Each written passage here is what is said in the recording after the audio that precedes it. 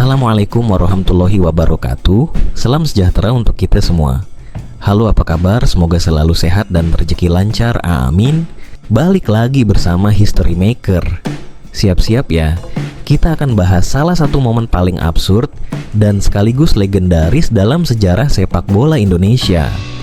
Lu tahu gak sih, dulu Indonesia pernah bikin FIFA keringet dingin gara-gara mendadak naik ke peringkat 76 dunia di tahun 1998. Jangan ketawa dulu, ini serius. Tahun itu kita kayak jadi negara yang tiba-tiba punya cheat code di ranking FIFA. Sekarang? Gak usah ditanya deh. Pernah sampai turun bebas kayak slide water park, nyungsep di peringkat ranking 176, dan sekarang perlahan ranking kita di 2024. Ada yang bilang, mungkin kita telat bangun dari mimpi masa lalu. Ya, alarmnya udah bunyi, tapi masih aja bilang, entar dulu deh. Nah, siap buat nostalgia dan ngakak bareng? Yuk kita mulai. Pada tahun 1998, tepatnya 16 September 1998 atau tepat, Indonesia mendadak jadi negara yang bikin FIFA gemeteran. Ya, di tahun itu Indonesia berhasil duduk manis di peringkat 76 dunia. Kalau ada yang nanya kenapa Indonesia turun jauh, mungkin jawabannya sama kayak alasan kita yang sering telat bangun. Udah alarm bunyi, tapi ntar dulu deh. Nah, balik ke 1998, kala itu sepak bola Indonesia kayak anak muda yang lagi puber. Semangatnya gede banget. Siapa yang gak kenal Kurniawan Dwi Yulianto, Bima Sakti, dan Hendro Kartiko? Mereka ini ibarat trio superhero sepak bola, tanpa kostum ketat tapi tetap sangar di lapangan. Kalau Marvel punya Iron Man, Thor, dan Captain America, kita punya Kurniawan, Bima, dan Hendro. Dan jangan salah, saat itu ASEAN dan Asia bergetar, lihat Indonesia. Timnas kita kayak mantan yang selalu ditakut-takutin pas ketemu lagi.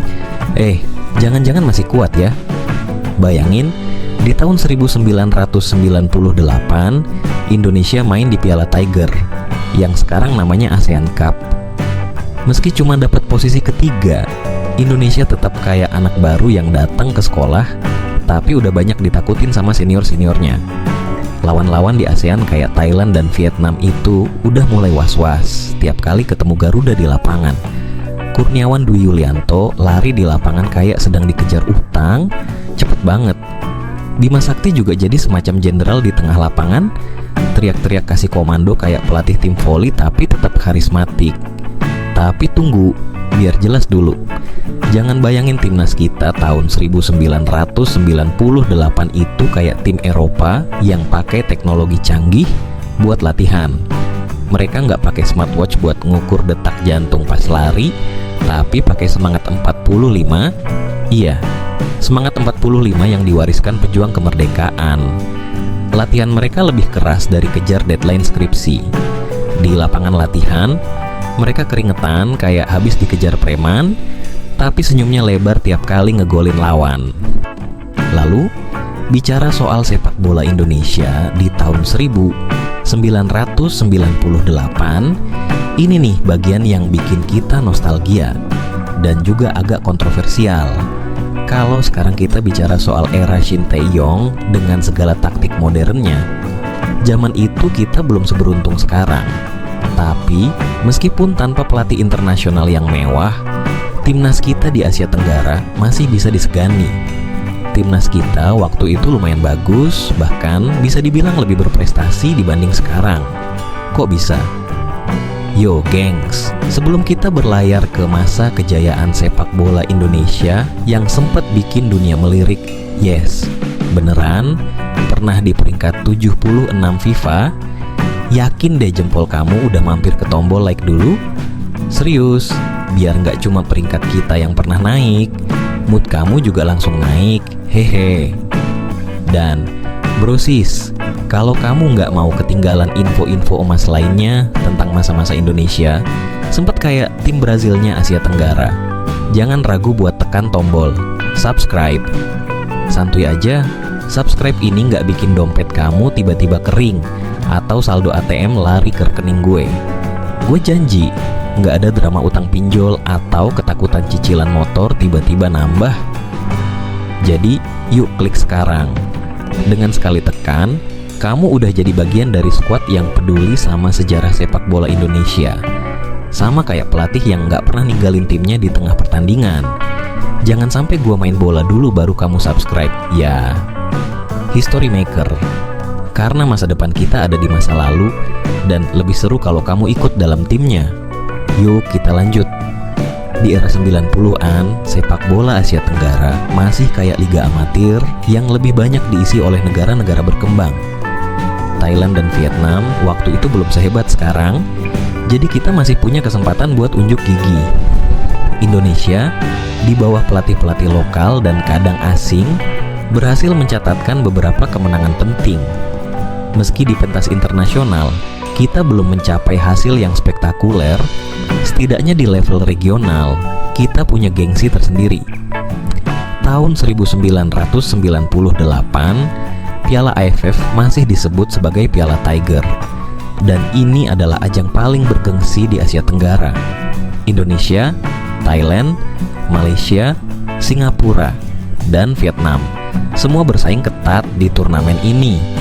Thailand waktu itu udah mulai menunjukkan taringnya, tapi Indonesia nggak kalah garang. Kita sering jadi kuda hitam yang siap mengejutkan lawan-lawannya. Kalau menang, pesta di jalanan bro. Semua orang keluar pakai motor, konvoi ke sana kemari, klakson bersautan.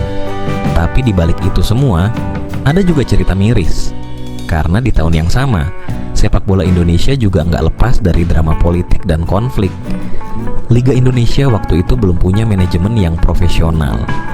Banyak klub yang bergantung pada dana dari pemerintah daerah atau perusahaan besar, dan kadang-kadang keputusan di lapangan bukan cuma soal taktik, tapi juga soal siapa kenal siapa. Nepotisme?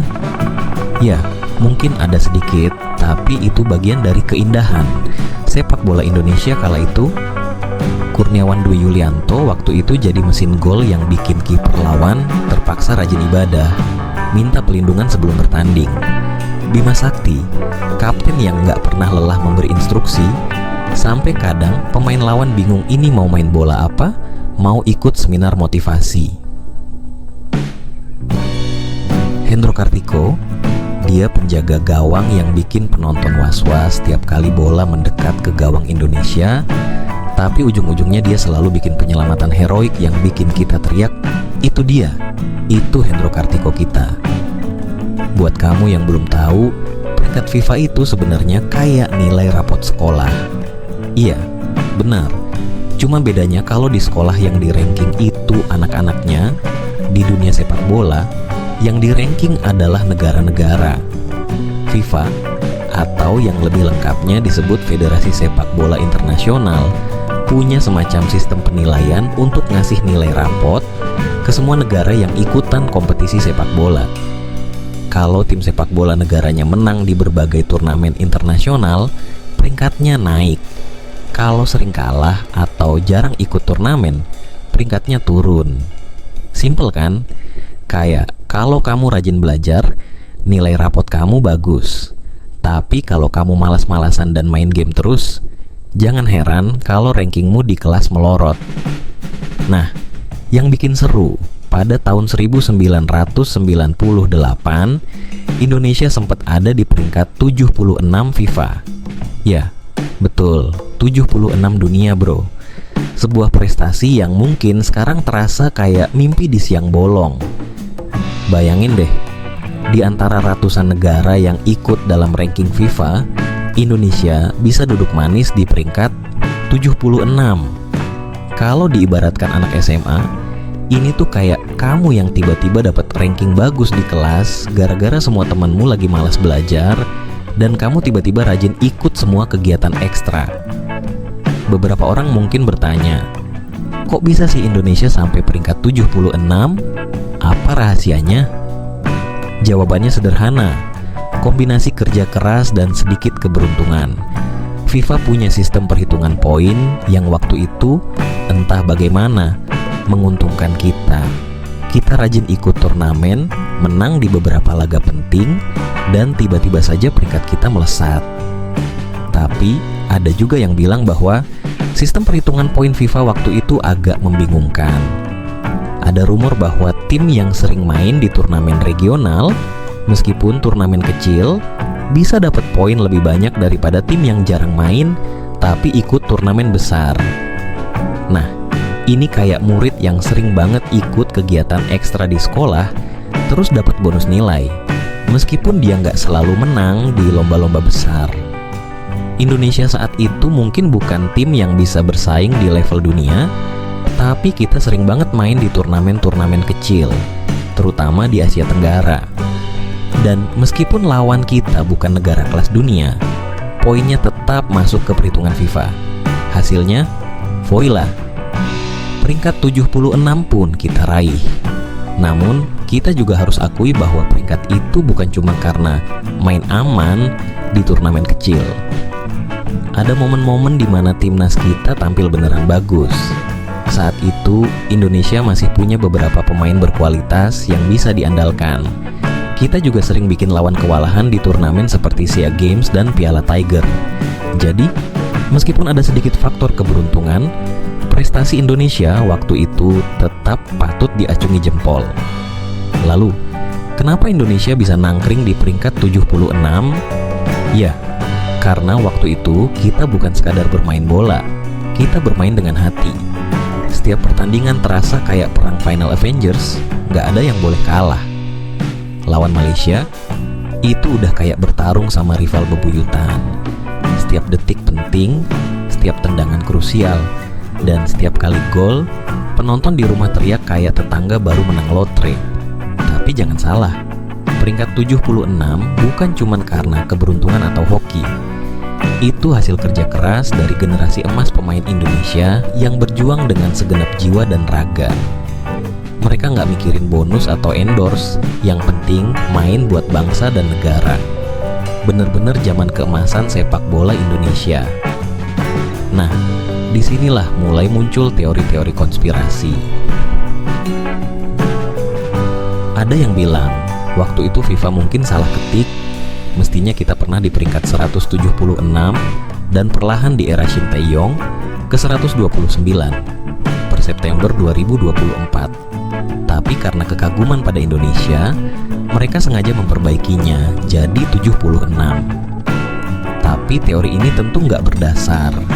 Faktanya, Indonesia di tahun 1998 itu memang benar-benar kompetitif, sampai bikin lawan-lawannya mikir, jangan-jangan Indonesia ini baru keluar dari film superhero. Mari kita bandingkan peringkat kita waktu itu dengan negara-negara lain. Pada tahun 1998, beberapa negara yang sekarang kita anggap lebih kuat dari kita, seperti Vietnam dan Malaysia, masih jauh di bawah kita dalam peringkat FIFA. Vietnam waktu itu masih berusaha bangkit dari konflik internal dan baru memulai pembangunan sistem sepak bola mereka. Malaysia? Ya, mereka masih sibuk mencoba membangun fondasi sepak bola mereka yang solid dan belum bisa bersaing dengan kita di level regional. Di luar Asia Tenggara, negara-negara seperti Jamaika atau Bolivia. Ya Bolivia, Anda nggak salah denger kok. Sehebat itulah timnas waktu itu, yang sekarang mungkin lebih dikenal karena sepak bola mereka yang berkembang, saat itu juga berada di level yang nggak jauh beda dengan Indonesia. Jadi bisa dibilang, saat kita di peringkat 76, kita berada di tengah-tengah pertempuran negara-negara menengah yang mencoba mendobrak dominasi negara besar. Shin Tae-yong, pelatih Korea yang jadi harapan King Indonesia. Lalu ada Shin Tae-yong, pelatih asal Korea Selatan yang punya rekam jejak cemerlang. Di Piala Dunia 2018, dia bikin kejutan besar dengan mengalahkan Jerman 2-0, tim yang waktu itu jadi juara bertahan.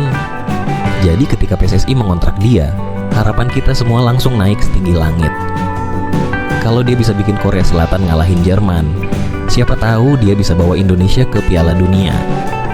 Itu kalimat yang sering kita dengar di warung-warung kopi dan grup WhatsApp sejak dia resmi jadi pelatih. Shin Tae-yong datang dengan pendekatan yang beda. dia nggak cuma fokus pada taktik di lapangan, tapi juga pada mentalitas pemain. Dia sering bilang, mental juara itu penting. Iya, bener juga sih. Apa gunanya punya teknik bagus kalau mentalnya ciut duluan pas ketemu lawan yang lebih kuat? Dan dia buktikan itu dengan mulai membangun tim yang disiplin, baik secara teknis maupun mental. Pemain-pemain muda berbakat kayak Marcelino Ferdinand, Pratama Arhan, dan Asnawi Mangkualam mulai jadi tulang punggung tim. Mereka nggak cuma punya kecepatan dan stamina yang kuat, tapi juga punya mental baja yang bikin kita optimis.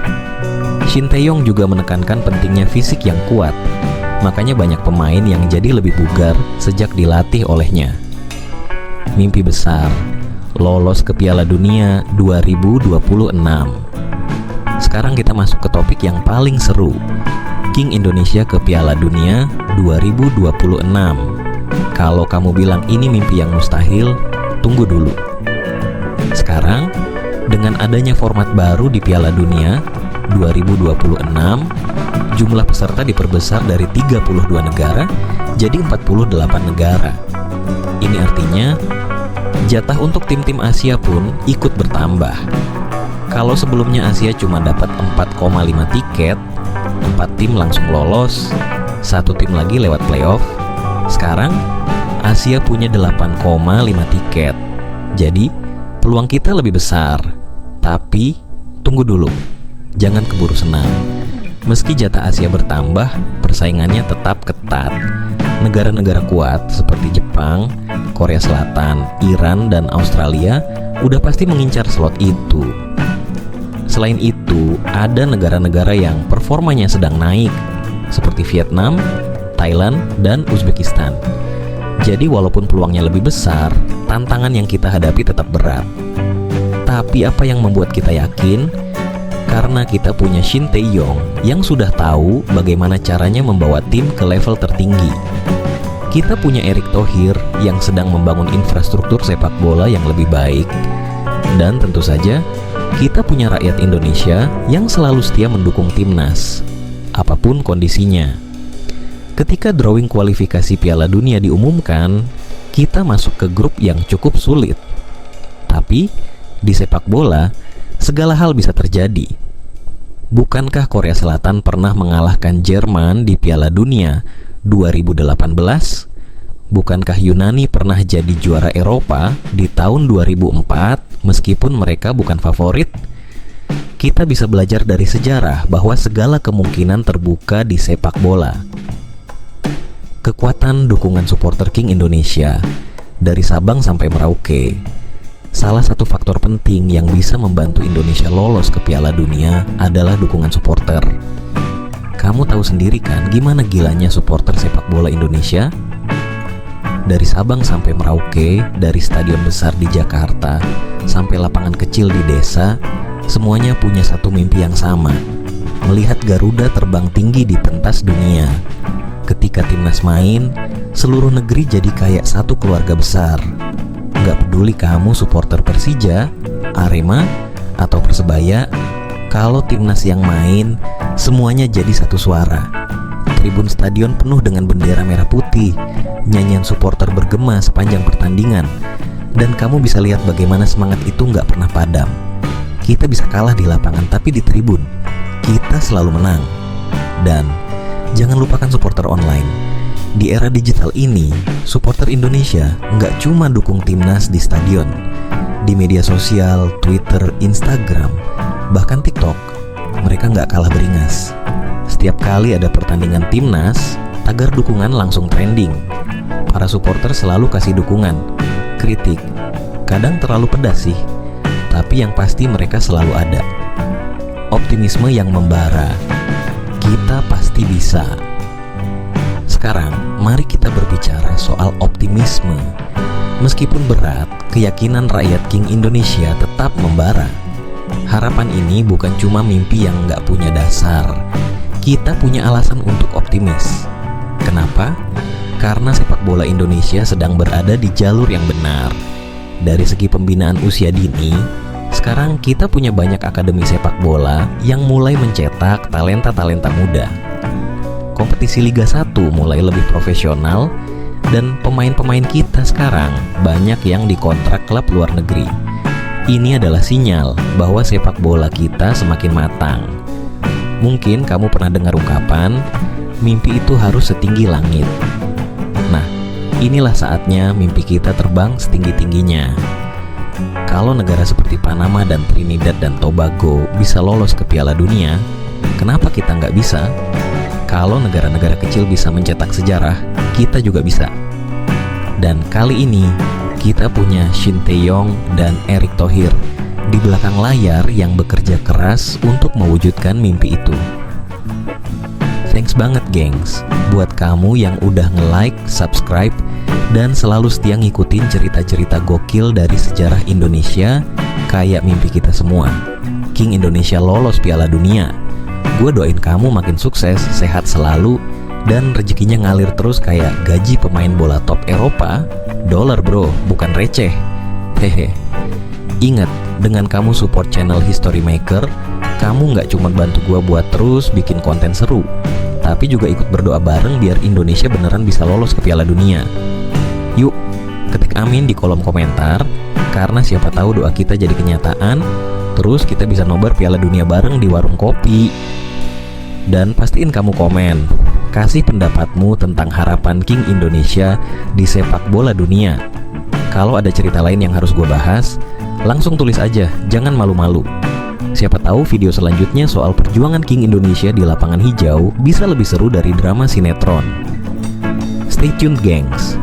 Konten-konten kece lainnya udah siap ngacak-ngacak timeline kamu. Sampai jumpa di video berikutnya. Karena masa lalu nggak bakal keren tanpa kamu, dan masa depan King Indonesia di Piala Dunia juga butuh dukungan dari kamu semua.